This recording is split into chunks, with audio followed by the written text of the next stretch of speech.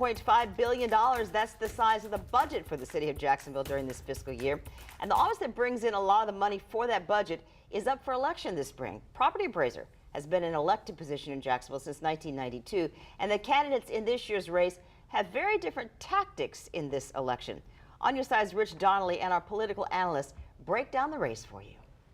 Property values in Jacksonville are through the roof, and that's boosted the available funds that the mayor and city council are able to spend. The amount of money they have to deal with, how big their pie is determined by the property appraiser. And that can have a big impact on how big of a budget we have for both our schools and for city government. The three people vying for this important position are Danny Beckton, Jason Fisher, and Joyce Morgan, politicians that our political analysts A.G. Gankarski of FloridaPolitics.com and Andrew Pantazzi of The Tributary are very familiar with. They're all very clearly career politicians. Beckton served 2 terms as a city council member for District 11.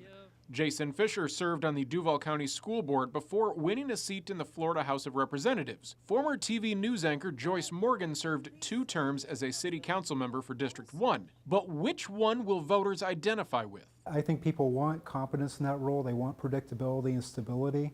You know, whichever of these candidates can say they can provide that, convince voters, I think will ultimately prevail. Danny Beckton is out there doing more of the retail politicking. Danny Beckton, businessman in Southeast Jacksonville, who first was just kind of a citizen engaged activist involved in the planning committee for Southeast Jacksonville and then became a city councilman. I'm curious to see what Fisher would do since he's never actually been in city government. He's endorsed by Ron DeSantis, which is unusual for a property appraiser race, but he's got a lot of Tallahassee endorsements. Is that going to matter in a property appraiser race?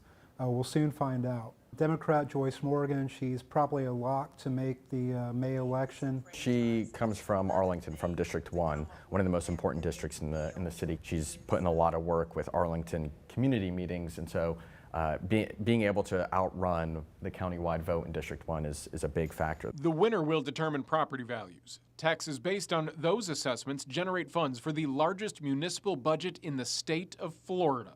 Reporting in Jacksonville, Rich Donnelly, First Coast News, On Your Side.